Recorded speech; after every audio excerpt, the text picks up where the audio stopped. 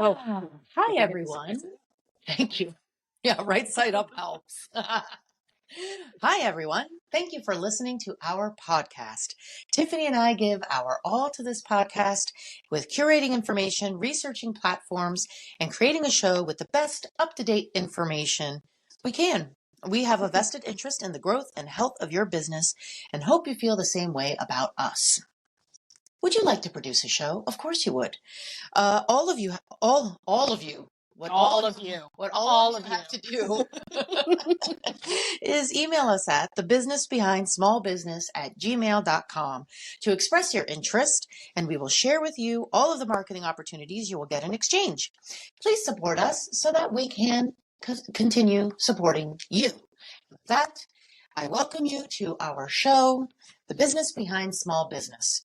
Whether you're selling or staying, we're here to remind you that just because you own a business doesn't mean you are a business owner. Sorry to say. We are your hosts, Sevana Stone and Tiffany KO. and we are sharing the more finite details of entrepreneurship, revealing the dots between startup and success. No one gets to a million without getting a little dirty. There's a lot of business behind small business, so let's get to it. Let's go. Let's do it. All right. So it is Super Bowl season. Is it? It is Super Bowl season for us in the financial sector. And no, I'm not talking about Travis Kelce and Taylor Swift or who's going to be the halftime show guest, because let's face it, there are more important things than. Oh my God! Now we're gonna get canceled. I know, right? How dare you say something? These Swifties, don't come for me, please. I'm talking about text. This time of year until March for businesses and April for, the regular folk, it is a mad dash to make sure everyone has everything they need to keep the IRS happy. What do you do if you don't have that sacrificial lamb to offer to the gods of the IRS? No firstborn to sacrifice, i.e. the right paperwork. Do you really want to be this stressed out every year? I don't think you do.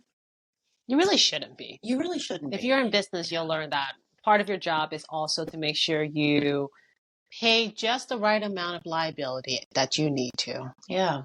And people are going to be like, what does that mean? I don't know what liability means. I don't know. Because some people don't understand, and that's okay because we're here for you. We are here for you. So I should hope you don't get a thrill from the uncertainty and the stress of whether or not you have all your paperwork and that everything is filed in correctly. That's Or terrible placement of words. It really is, but you know what? It is what it is. We've got that everything is correctly filed. Wordsmith. English is my second language. Hey, mine too. Anyways. Well, now you took away my excuse card. I was about to say, I went through ESL. Damn it. So did I. Hey. ESL sisters. Today we've got a wonderful guest joining us, or rather we have two wonderful guests joining us. Today, Helaine Weissman and Lori Roberts with PB Mayors. We're going to share a conversation with them about how best to prepare for tax season all year long. So there is less panic. Correct. This time next year. Yes. Before we begin, please note our disclaimer. This is available in both our show notes and on our website and should be referred to before and or after our podcast. All right. Welcome to our show and thank you for being our guests. Would you please share with our audience a little about your background, both as CPAs and your experience within PB Mayors? Great, I'll start. I'm Helaine Weissman. I'm a partner at PB Mayors. I've been with PB Mayors or some iteration thereof for pretty much almost my whole career. And I've been doing this for over 35 years. I started when I was 4. PB Mayors is a top 100 CPA firm. Wonderful. And we do wealth management, normal CPA services, mergers and acquisitions. We stood up an investment bank within PB Mayors. We do the normal tax audit, and I'm sure I'm forgetting consulting, cyber consulting. We do pretty much anything you can think of. Outsource controller, yeah. Pretty much anything you can think of that a CPA firm would do. And I'll let Lori introduce herself. Thank you. I'm a tax director with PB Mayors, and I also lead the firm's state and local tax efforts. So I spend a lot of time there.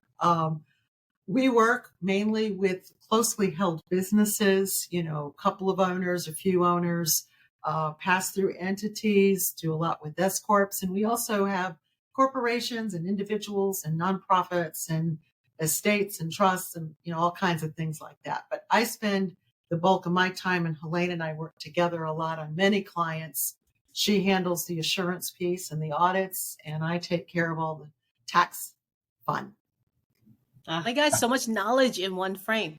I know. I'm excited. We aim to please. We contain it all.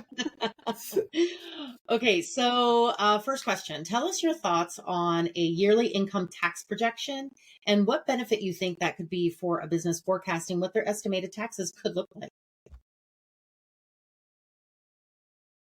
Awesome. I'll take this one because it's an easy one. It's always good. It's always good for companies to do a tax projection. And with the ever-changing landscape, taxes are, there's so many different tax laws over the last 5 or so years. It's super important. And it's too late to do it after the end of the year. You have to do it before the end of the year. And for companies that are pass-through entities, it's especially important because it affects the owner's individual taxes also. So, and I'll let Lori add in anything that she might like to add on that. And I wouldn't say just once a year. I would say not a continuous. Don't be preoccupied with it. You want to be, focused more on growing the business, but to have an awareness of how the business is doing and how that might impact the tax bill as it comes due and what's going to happen is always a very good strategic business plan. And if something happens during the year that you think is important, please come to your CPA then. Don't wait till the end of the year and say, oh, by the way, I did this 9 months ago. After the fact. Yeah, because it's as a matter of fact, it's even better to ask before you do it than to even say, hey, I did this last week. If to ask, hey, I'm going to do this. What do you think of that idea? So this is not a circumstance of do it and then ask for permission later. This is definitely, you want to ask about it beforehand. It does not inure to your benefit to ask permission later because we're not the ones that are giving permission. It's the taxing authorities that are giving the permission, really. So when's a good time? So it sounds like, when are you too small to do these projections at least once a year? Or are you ever too small? I would say it depends because we don't do it for free. It does run the clock and run the fees. Mm-hmm. But having that open dialogue with your provider and with your CPA and, kind of if you're on a steady pace. But the real key is if there are changes, if there's a new nuance, if you're going to be doing something different, if something's, changing, you're going to be, acquiring. That's the point that, whoa, should I be getting my CPA involved? Our larger clients that have more activity going on, we'll do quarterly projections with them or, have some conversation. Do we need to look at it? So it just depends. It just depends on the circumstances, but changes, new things, that's maybe a good time to at least reach out with an email. And for those who are doing it once a year, when's a good time, right? Because, we have busy season, of course, and then you have the extension season. When's a good time to actually have maybe a set reoccurring every year appointment to sit down with your CPA without, landing? We do a lot of tax planning work, late November, December. That way there's still a little bit of time in the year to take action and, take certain steps to manage, either cut the tax bill or, hey, yeah, we're going to have to pay the tax. As Helaine said, often if you get past December 31st, there's not much you can do to manage that taxable income. Oh, I agree. And even earlier is okay. We once we get past the October 15th filing deadline, we're a lot less crazed, and on our end. So, that's always, a good time to reach out and just say, hey, I want to do this so we can get you on the calendar. Or your CPA can get you. and it helps to have good numbers to work with. Yeah. And I would add to that we like to have a conversation with our clients usually in September, beginning of October, so that way they can have their continuing conversation with the CPA. So I would also add that if you have a bookkeeper or a bookkeeping firm, maybe have a conversation with them in September, October about what your books are looking like so that you can have a more informed conversation with your CPA. Or if you don't have a bookkeeping firm and need a bookkeeping firm, I would say bring them in September so that your books can look like something that your CPA can look at. Because if you don't have anything for them, you know what I mean? Like you kind of need to have books, data for the CPA to be able to move from there. So that's just my 2 cents. Correct. And one of my retired partners used to say, owing taxes isn't bad. Being surprised you owe taxes is bad. Nobody likes a surprise. Right. So, you know, if it's managed for you, like, we always used to jokingly say our fondest wish is to tell all of our clients on April 15th that they owe $1 million because that means they earned, $3 million that year. And as long as they're not surprised, that's okay. But nobody likes to get told, on April 14th that they owe a bunch of money they weren't expecting to pay. So, or March 14th if it's a corporation. Exactly. So in saying that, do you find clients utilizing retirement accounts or plans as ways to reduce their taxable income? Oh, yes. However, it should be known that if a business has employees and they want to really max out retirement plans, they have to develop a plan that includes those employees. So really urge them, if they're looking to do something, to be sure they talk with their CPA and a retirement plan specialist to, look at the options, consider the costs, and then proceed from there. A lot of companies now have, robust 401k and profit sharing plans. They're a good, employee retention tool and, attractive to employees to help save for retirement. But there is a cost to the employer. So we do have some some clients who, they haven't established the company plan. So they will do IRAs and things on the outside. But just know that if you have employees, you can't just do your own thing and leave them be. You have to include them. So talk to your tax advisor, and we can put people with we will put people with our retirement plan specialists when those questions come up, or we make the recommendation. Okay. So what are some other opportunities you can think of that a client can use to reduce their tax liability? Well, one of the popular ones that, or some of the popular stuff, or I don't want to say popular, but common things when I'm working with clients with the tax planning is a lot of our clients, because their service providers are able to file taxes on the cash basis. So I encourage them, get as many bills paid before the end of the year as you can, make sure everything is paid, maybe even pay rent a couple of months in advance, whatever you can do that way. And if you're billing your clients, maybe slow down on sending those bills out a little bit. It may delay payment. If you receive the payment in January or February, then you're not going to, report it for tax in the current year. Another thing is if you need equipment or you need, a new vehicle or something like that would be beneficial and add to the profit of your business, December could be the time to buy it. You may benefit from a Section 179 write-off, writing it all off. But again, before you charge out and go to the dealer, and I've had this happen, Helaine, so many times.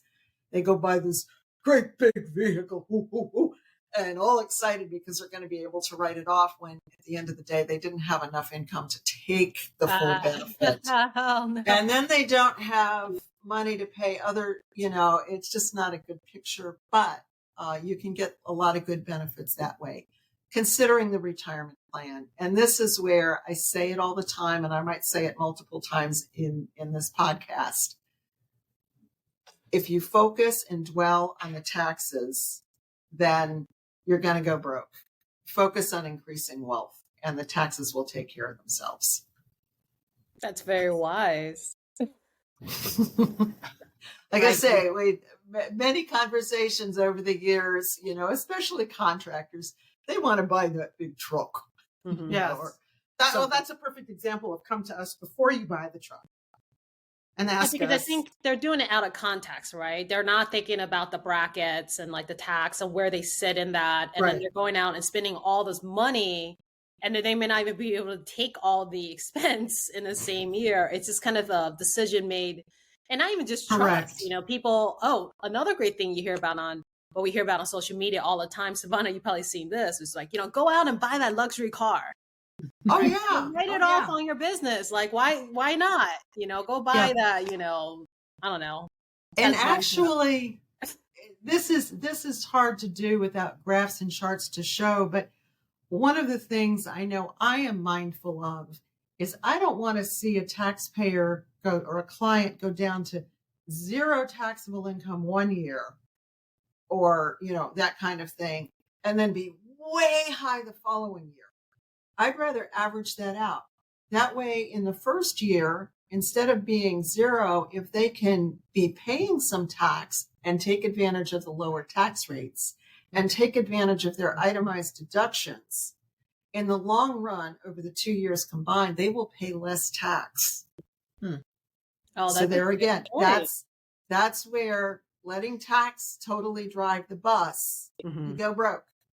Well, not to mention the fact that I think if you are trying to get financing and you're trying to show up with they're like, let's see your tax return. And then you made no money according to your tax return, right? Because you're trying to drive those like tax liability down. So you're like, I want to show no income, so I paid no taxes. The bank's looking at your return going, we can't lend you because you just seem like you're not a stable company. You're not making money, right? Yeah. You're absolutely correct. Yes. And one other thing that Lori didn't mention, but she had it in her notes to mention, but I'll mention it, is there are some potential credits out there, some pretty decent credits. There's R&D credits if you qualify. Yes. And then there's land preservation credits, which certainly for Virginia. That's for Virginia. Can't speak to any of the other states out there, but Virginia. So you can buy land preservation credits and basically pay your tax like maybe 90 cents on the dollar.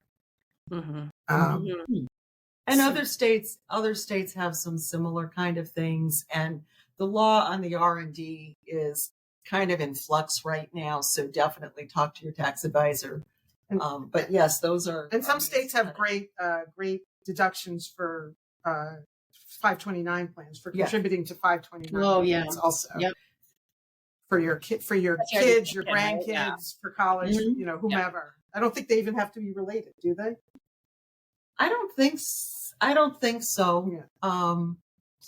But opportunities that way. Yeah, I think it's tough because you mentioned a couple of times about flow through, like pass through entities, right? So those single member LLC days, like the LLC, like the S corps, like they're still pass through, and I feel like sometimes owners forget that when you're a pass through, it's not just what you do on your business that matters, right? It kind of flows through your entire personal life as well.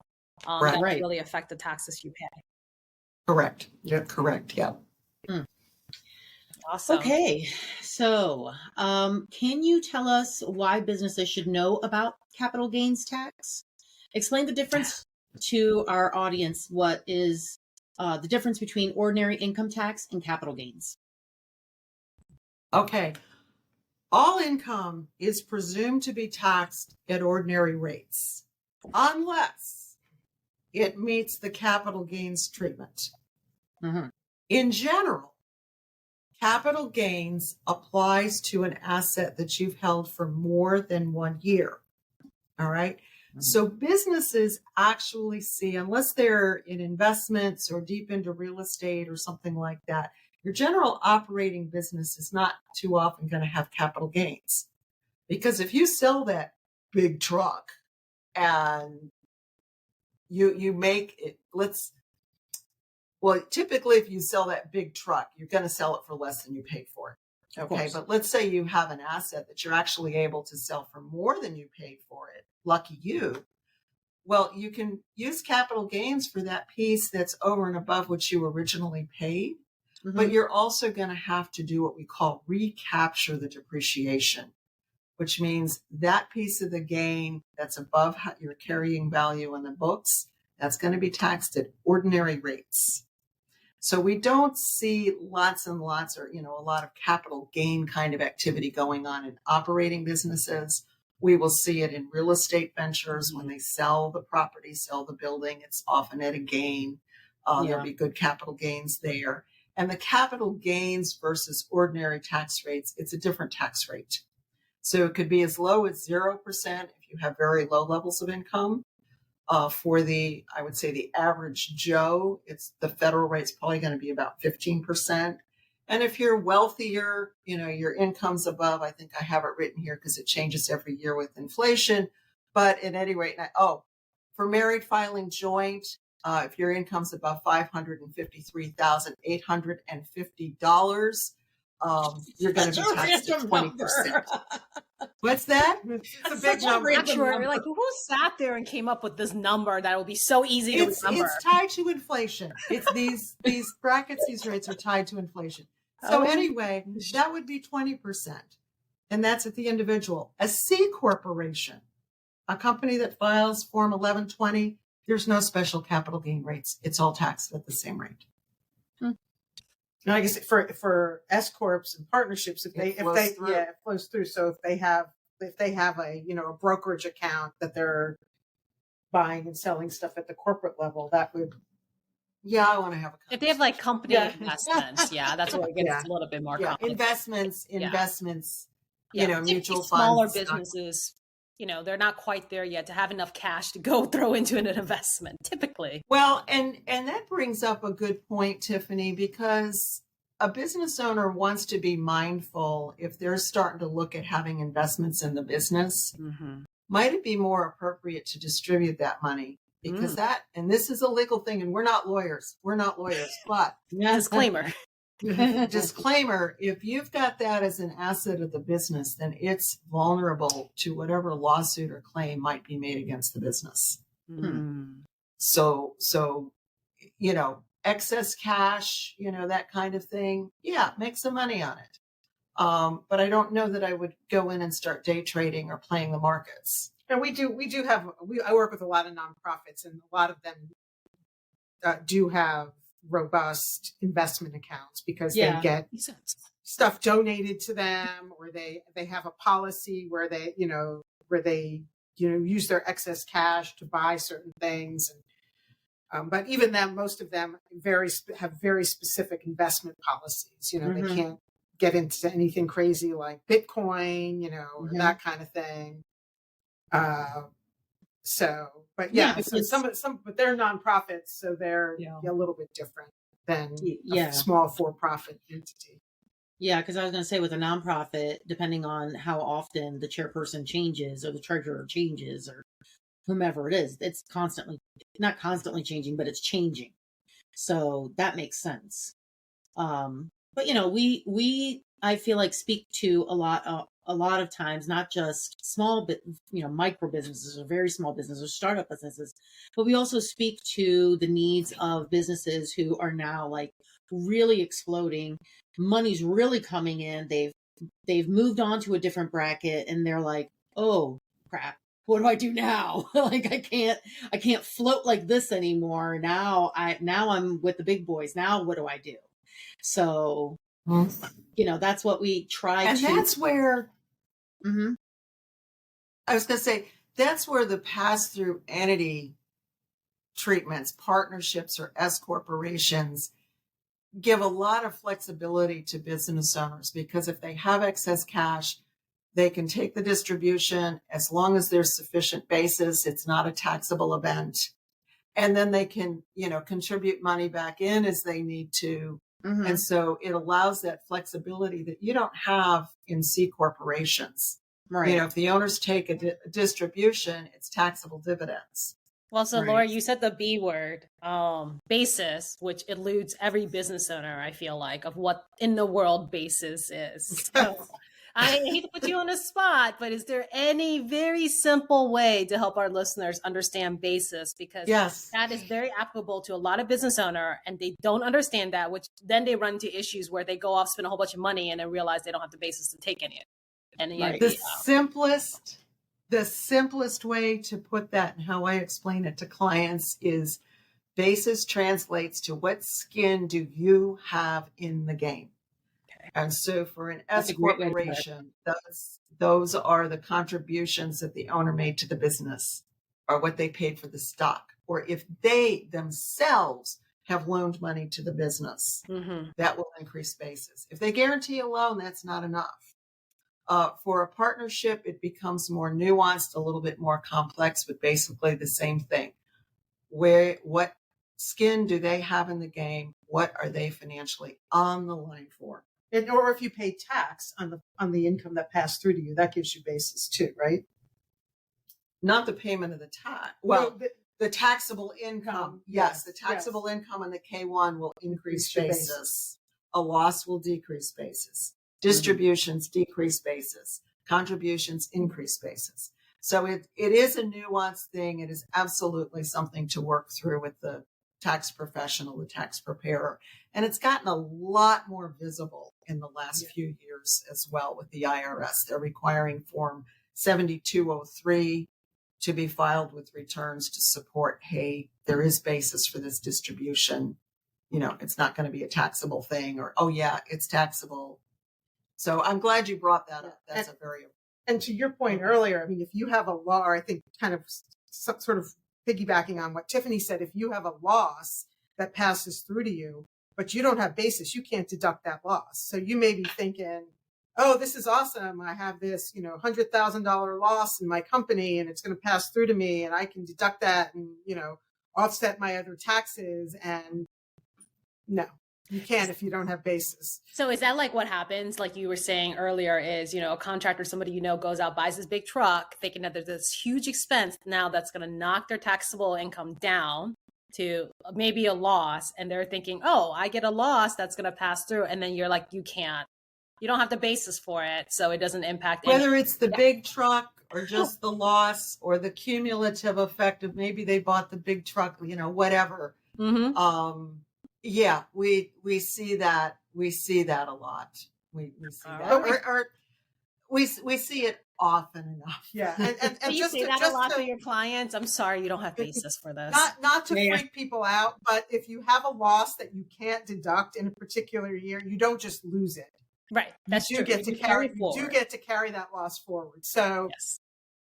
Yes. So I don't want to panic any of the listeners going, wait a minute. So you just can't take it in that year that you thought you can take it. Correct. You still get that surprise bill that you probably don't want to have when it comes in April. Correct. Right.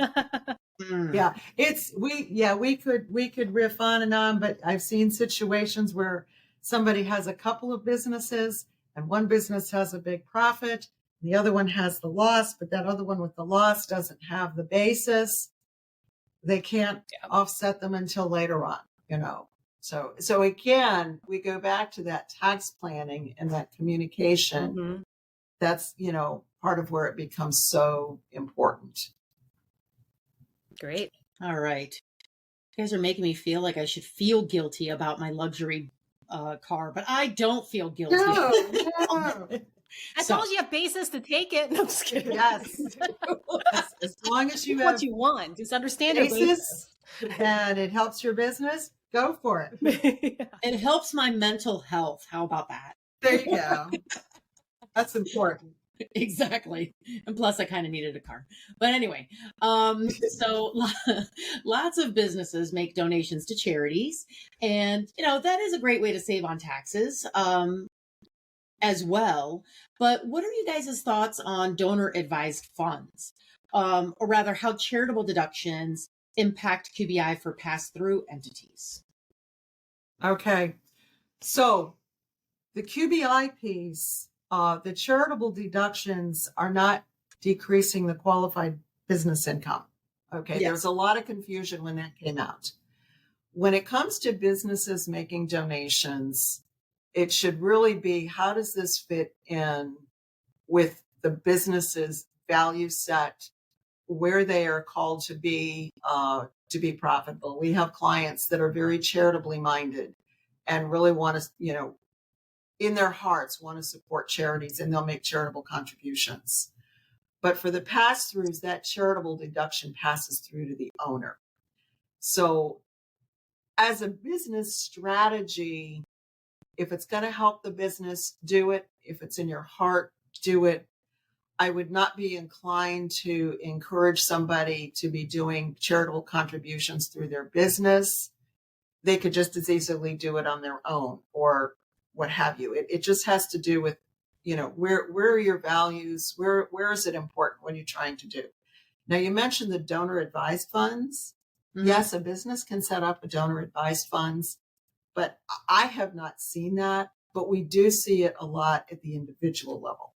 Hmm. So there again, it's a good strategy to work out that timing of income. We call it the big enchilada. Yeah, the big enchilada. Yeah. You get that big swell of income in one year. Maybe you sold the business, something like that. Okay, set up that donor advised fund, and you got to do all this ahead of time. Put a big contribution in it. You'll reduce your taxable income in that year when you have plenty of taxable income. And then you can decide how you want to donate over future years. Mm-hmm. Another strategy with donor advised funds has to do with managing itemized deductions. And so donor advised funds became very popular with Tax Cuts and Jobs Act when the standard deduction limit doubled for a lot of people or went way up. They weren't able to take advantage of their charitable contributions from a tax perspective. They weren't getting beyond the threshold for itemized deductions. So in one year, they'll make a great big, huge contribution to a donor advised fund, take advantage of the deductions and, that kind of thing, itemize on their individual return. And then in the next couple of years, they'll just use the standard deduction. And so they've really optimized their tax with that kind of a model. Like I say, a business could do the same thing, but I would ask them if they want to do that. I'd say, why? Tell me why. What's the business purpose? That's fair. Yeah. C Corps can take advantage of charitable deductions, but we don't see a lot. We don't see none, but I don't work with a ton of C Corps. I mostly work with pass-through entities or nonprofits. So yes, we see it.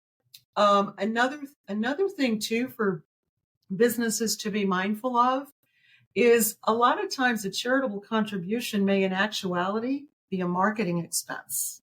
Mm-hmm. If they're sponsoring, let's say, a race, some that makes kind of sense. an event, mm-hmm. and they've got their name plastered all over the place, and they're handing out the toys and the thrills and whatnot, that could, if you step back and look at the intent and the purpose and the benefits they're getting, that might be a marketing expense as opposed to a charitable contribution. And they'll get better overall traction with it because they're not going to run into some of the limitations you can with charitable contributions. Okay. Oh, I feel like we just got a gold nugget there. I know, we really did. So before we move on to the raw truth, are there any untruths or false information that you've come across time and time again that you would like to dispel? I know that we come across quite a bit when we see it on social media, but is there anything that keeps coming to you guys that you want to clear up? Oh my, yeah, we have tons. My personal favorite is, do not be paralyzed with fear if you get a notice from a taxing authority. They are not going to come and take you away and lock you up behind bars. They're going to take you away. But you need to respond. You need to respond to them. Ignoring them is not the way to go either. Because if you ignore them for long enough, they may place a lien on your bank account or show up at your office. And to do something there. So yeah, everybody just, I feel like all these clients, even if they know they didn't do anything wrong, they get that letter from the IRS or, the state taxing authority, and they just flip out and they call you and they're in a panic. So I would say send the notice to your accountant. That's why it's great to have a good CPA. You can just send it. Exactly. Absolutely. It doesn't help to call us up and go, blah, blah, blah, blah, blah, blah, blah. Yeah. Send me the notice. You need to see it. Yeah. Lots of anxiety, I think, when you see that IRS envelope. Yeah. Oh, yeah. And they don't call. The IRS is not going to call you. They're not going to email you. Never. So if you get a call from somebody saying they're with the IRS, they're not. Yeah. Unless you called them and left them a message and asked them to call you back, then they will call you. But otherwise, you're not going to get a cold call from the IRS. So no, not out of the blue. Not out of the blue. Yeah. What we have also been seeing, we're laughing about the notices, which is true, but what we've been seeing a lot of, and has become a huge deal, and maybe other people have seen it in social media, but there are a lot of, I'll be blunt, fraudsters out there that have been promoting the employee retention tax credits. Oh, yes. And telling, and at first we were getting a lot of emails and a lot of calls from clients. Hey, I got this thing from so-and-so, or, somebody I don't know about. And we're like, no, we checked with this when we did your tax return, or we'll check it, but I'm sorry, you don't qualify. Right. ERC, These are fraudsters. They're stretching the envelope. Some of them just filed fraudulent returns and took like a 20% take back.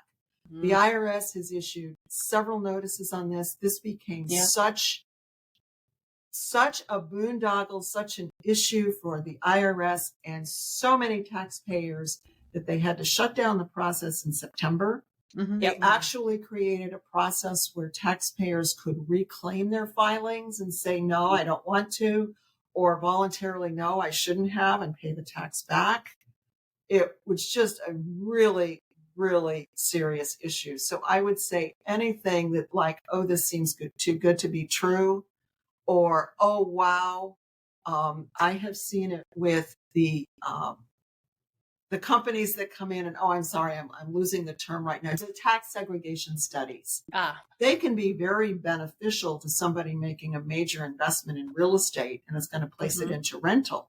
But it may not make sense, or it may not be the right conclusion for somebody making a much smaller investment. So that's where synergizing and working with your tax advisor. And I would just say, don't just go do some tax thing you think's gonna save you a lot of money, because that person's not going to be signing your tax return. You want to be working with the people that it's going to be signing your tax return as preparer.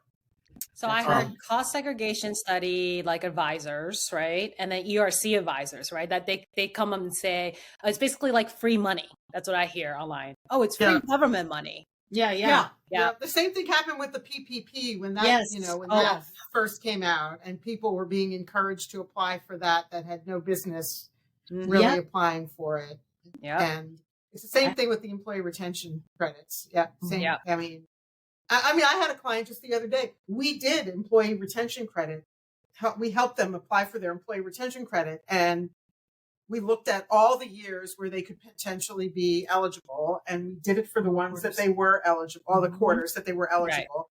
Right. And they reached back out to me the other day and asked, are there any others that I'm, and I was like, no, we did it for you for this quarter and that quarter. And they were like, oh, well, we just got an email from, somebody, is exactly what we're talking about. And I thought there might be, an opportunity for us to, and it was like, no. Promise the moon, huh? Please don't. And I'm glad they asked us instead of just, going ahead and doing it. I forget the economist that said there's no such thing as a free lunch. Ain't that the truth? Yeah. Ain't that Lies in taxes too, huh? And I think that's why it's so key for business owners, no matter what size you are, to start looking and establishing that relationship with a good CPA. Yes. Like somebody who you can call and ask, because as you get bigger, there are going to be a lot of these things, especially now with social media. There's all sorts of things out there that you need somebody you can trust to call and just verify and say, hey, did I miss something? Or is this a complete scam? Because they're in it with you, especially if you're licensed to do what you're supposed to do. They're in it with you, and they have a lot of skin in the game as well. right? So, they're there to really back you up. So don't, free money is, it sounds too good to be true. It probably is. Probably is. Yes. The amount of TikToks and Instagram videos or whatever, or Facebook links my husband sends me on all these ways he thinks that we could say, I'm like, please trust that I know what I'm doing. Please just stop sending me these ridiculous things. And yeah, anyway.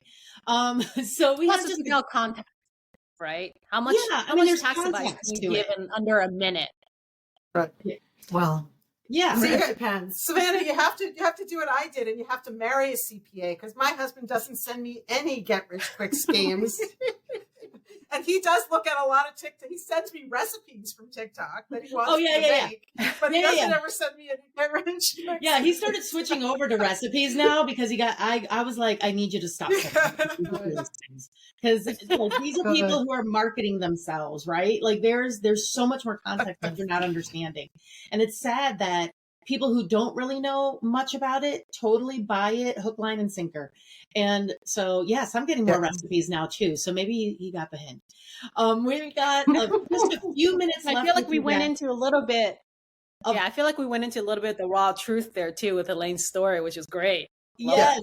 Yeah. So, and we don't want to, we know that you guys have a hard stop. So why don't we take like just a few minutes to do a little bit of the raw truth. But before we move on to the raw truth, we want you to be a part of our conversation and let us know what you want to hear. So send us questions or comments to our email, thebusinessbehindsmallbusiness@gmail.com, to ask questions related to our show, or just let us know how much you love us. I love those. So we want to give you what you want to learn about. Send us an email and we will discuss it in a future episode. Now we're going to move on to the raw truth. And like I said, we have just a teeny bit of time to do a little bit of a roundtable of stories where we can share our own gritty experience with today's topic. So we want the listeners to know that success isn't easy, it's not pretty, and it's certainly not a straight line. And we hope you will hear our cautionary tales and learn from them. So do you have any cautionary tales to share with our listeners? You want to take one? Well, I would simply reinforce if it seems too good to be true, it probably is. And the employee retention credit, we got so many emails when that was at its zenith, and I understand it's still happening. I still hear about it. Mm-hmm. Those kind of issues are important. We talked about the basis.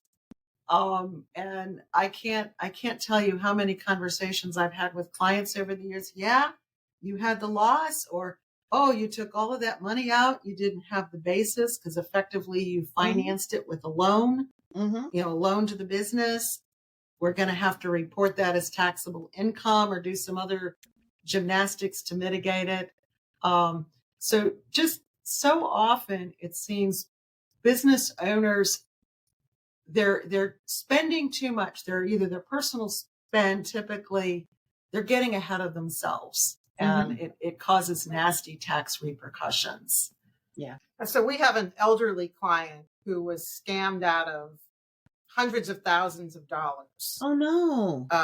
By some of these fraudsters. And so I would advise anybody listening who has elderly parents.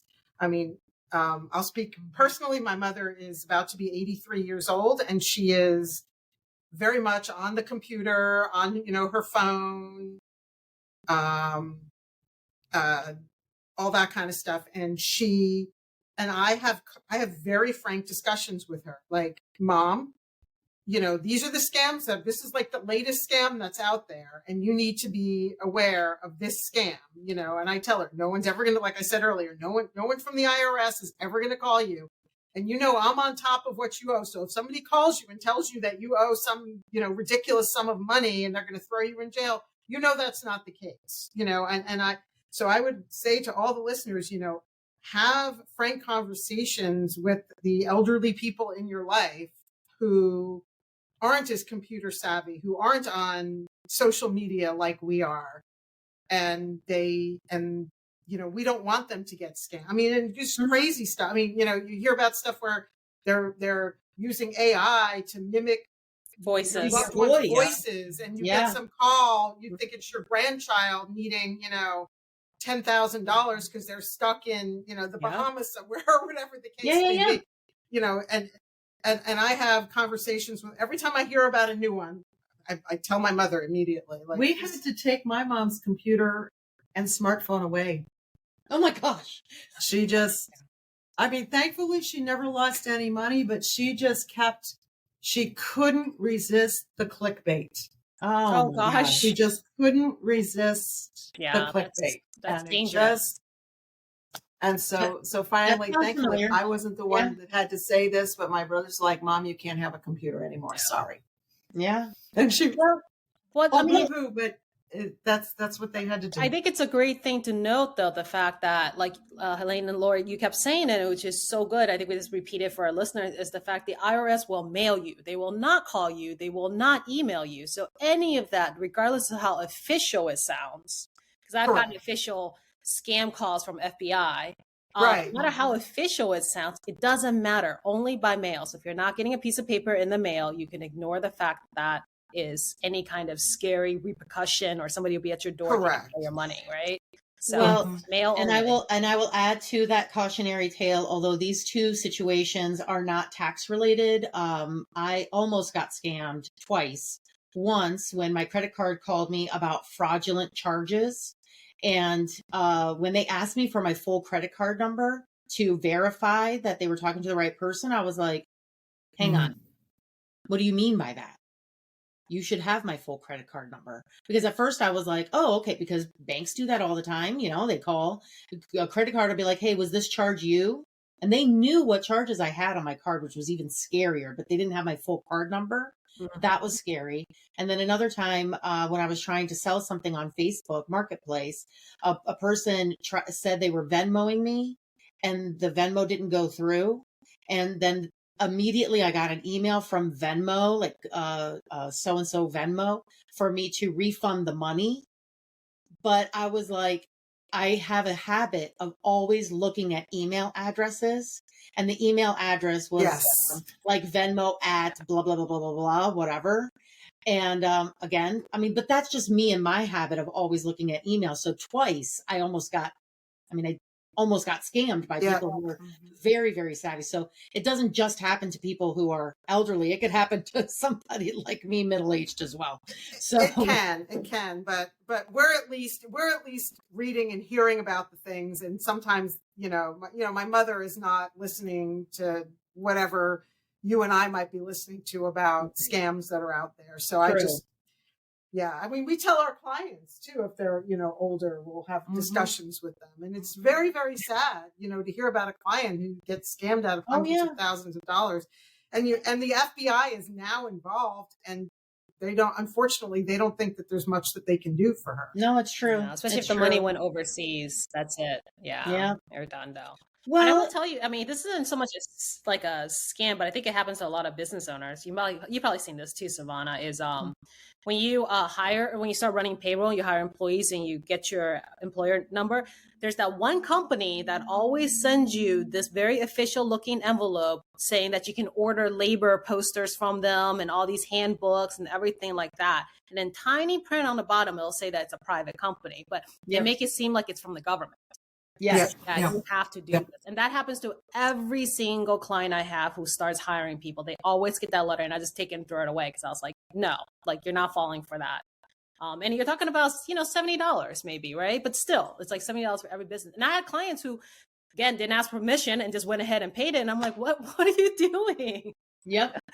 So, yep. Oh gosh. I feel like we could do a whole episode on scams alone, but, we so appreciate the both of you, Helaine and Lori, for being our guests and for sharing. And I know that if we could, we would spend hours talking to you, but eventually our listeners would. We'll let you go back to tax season. And Yes. Thank you. So Thank you, ladies. Pleasure. Thank you for having us. Yeah, we really enjoyed it.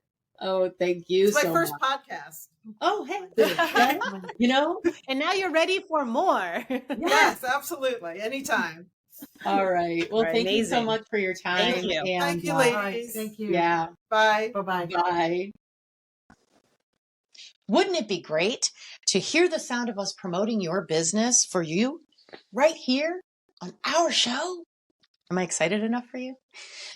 You can have that and more by producing a show, or hey, more shows. Just, as many as you want. Just be our producer. You can have that and be more. No, you can have that and more. You don't need to be You more. could also You're be already more. perfect as you are. I mean, you really are. You could do that by producing a show or shows. All you have to do is email us at thebusinessbehindsmallbusiness@gmail.com to express your interest. We will share with you what you'll receive with your investment.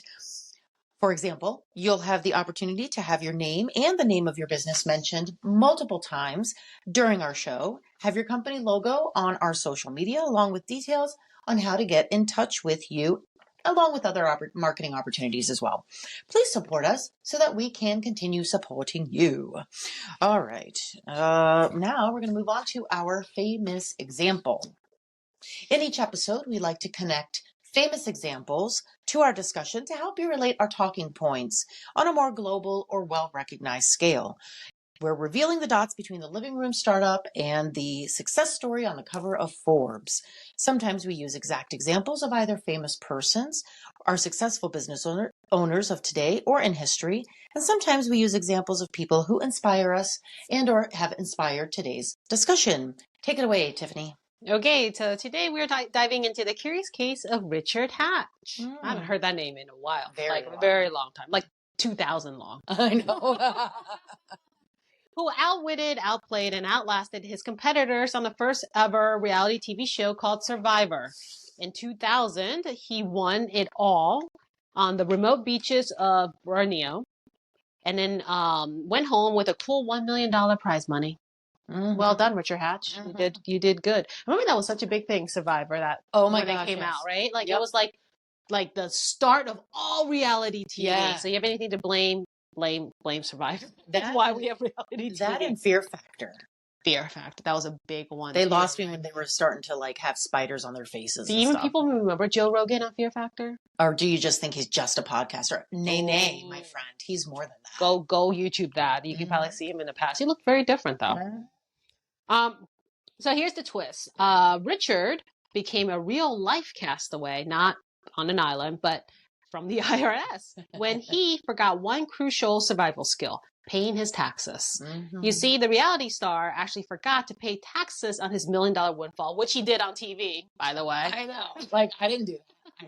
Yep, as well as other income, including a stint as a radio host. Whoops, just forgot to include that on my like my 1040, whatever. Right? So in 2006, Hatch found himself not on a beach, but rather in the courtroom facing tax evasion charges.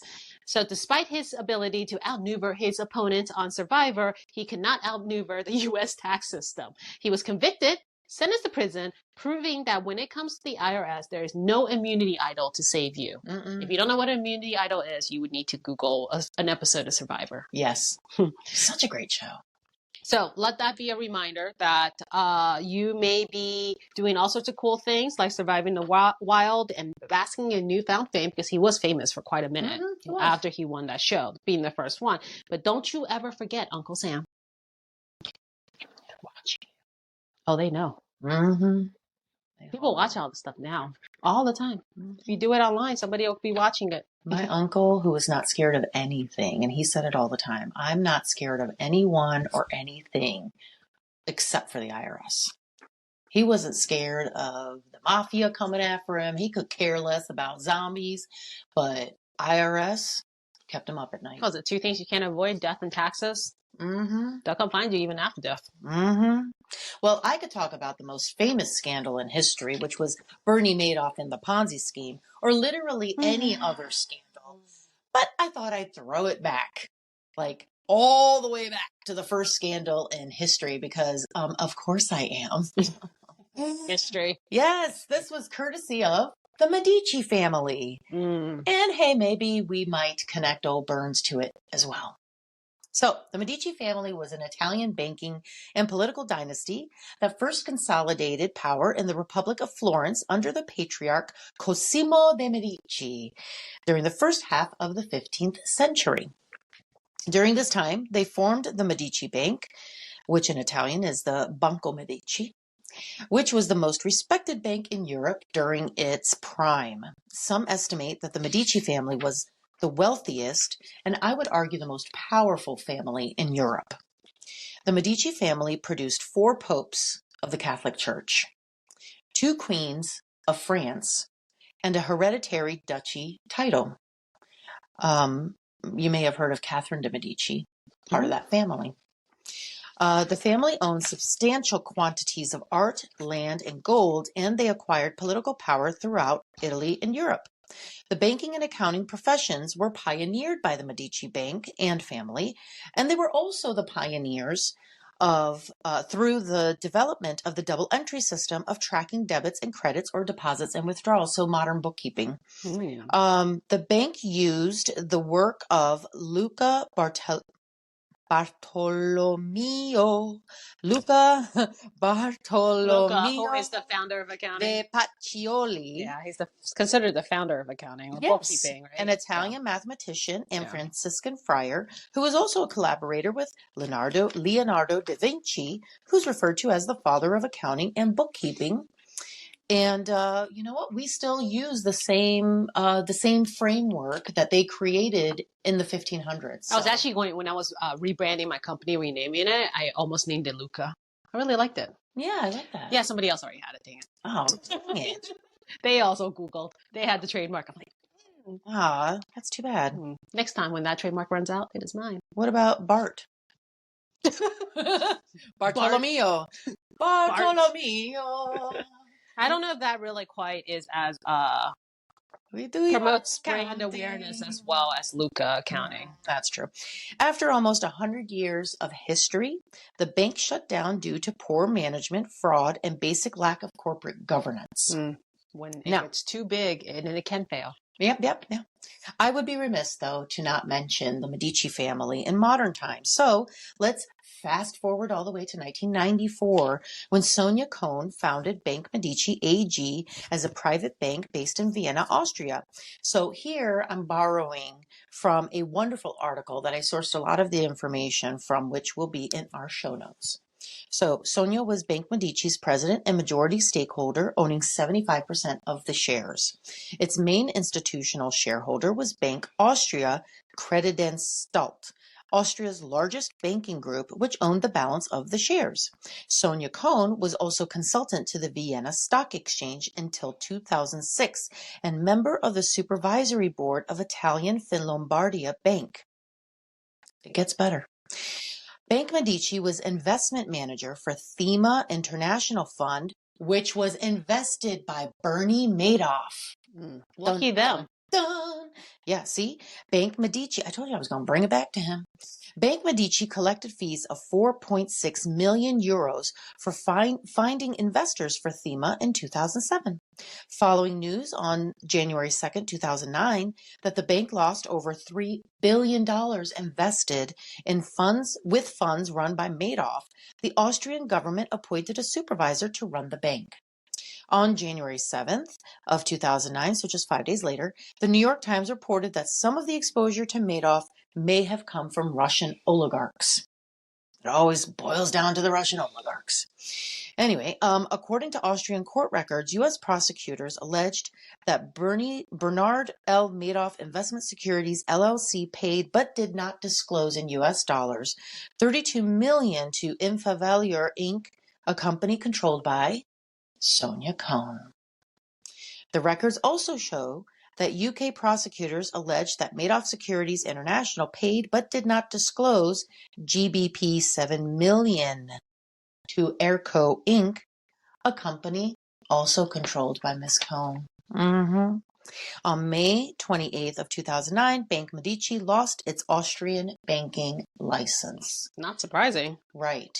So some of the we're going to be in our show notes, we're going to include some links that I used to source this information, but also some that I just thought was kind of fun for you to read up on if you're like me and a little bit of a history nerd and also want to learn more about this. So now, moving on, there is a saying that goes, put your money where your mouth is. Well, we're going to be drilling down a bit further here to connect what we've discussed at a granular level to tangible sources you can take to get you to that next level. So what are your recommendations? Hire a CPA. Absolutely. Actually, hire a good tax preparer. It doesn't have to be a CPA, but that helps having that license there. And find somebody you trust and you feel good about asking questions to. Because ultimately, at the end of the day, you are accountable for your own taxes. So if they don't catch something, you don't ask about it, at the end of the day, you're paying for it. So, and I know that it is very, very, very tempting to do your own taxes when you first start because you're trying to save on that cost. And if you're small and you're H&R blocking it or turbo taxing it, okay, you might be able to get, away with something. But if you're making over 100K a year, I would say that you're better off hiring somebody to look over what you're doing. It's a smart thing to do. Yeah. I would add that it would be best for you to know the difference between a bookkeeper, an accountant, and a CPA and a tax preparer. Yeah, they're not all the same. Just know that there are Hire differences. the right one. If they were the same, they'd all have the same name. That's all I'm saying. But they're very skill sets. Different skill sets. And if you're going to hire them from a firm because most likely the firm that you're hiring them from will have the appropriate insurance. And also hire someone you feel like you could go out for coffee with. Yeah, that's true. Coffee or beer. Yeah, because I feel like the number one complaint that I hear from clients that come to us is that they're leaving whomever they're leaving, mostly because they don't really hear anything from them. And they end up having to find out things secondhand or third hand. So you want to make sure you have a good relationship with all of the above. You might not need all of the above, but recognize the differences between them so that you can also recognize who you need. And then when you go to pick somebody, make it somebody that you can have conversations with.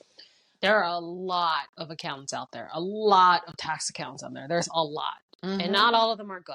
Right. It just is. It's just what happens, right? There's a spectrum for everything and everybody. So you got to pick wisely and pick the one that you feel like is good. But certainly somebody you can talk to openly about. And most tax accountants they're not always very proactive because if you think about it, they usually have hundreds of clients that they prepare taxes for, but you want the one that you can pick up the phone and call and have a good conversation, ask questions to without feeling like you are the last priority on their list, or you can't get a hold of them, or you're stuck with some, junior preparer who actually has no idea what you're talking about. Well, so that was the other thing that I was going to mention is, especially this time of year, they're very busy. So don't take it personally if they're not responding to you quickly. I am really struggling with responding within a 24-hour period right now. It usually takes me about 2 days right now, whereas usually I respond same day. It's just the time of year for me. It's really, really difficult. I mean, it's busy. However, be proactive about your books, but get to know what these terms mean. Get to know what it is to do them. Just because you know how to do them doesn't mean you should do them, but you should still know what those words mean. And to be able to ask questions like, hey, why does this look this way? Or can you explain this to me? Because in the end, you need to know. It's just like visiting a doctor.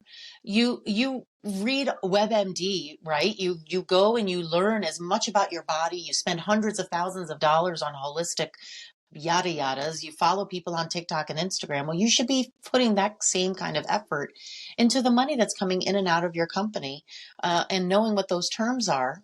It's just you educate yourself. Well, plan ahead. If you are one of those people right now, you're listening to this and you are now just starting or scrambling probably to put together whatever your tax accountant needs, or you're dreading April or March, depending on what business filings you need. That's not how it's supposed to happen. Right. The way it should happen and supposed to happen, and the people who are ahead of this, usually around September or October or November, they have all their books together. Right. They have it up to date. They have appointments with their tax accountant to go through and project where they're going to end up at the end of the year in terms of their tax preparation and tax liability, right? Right. So your tax accountant can project that for you.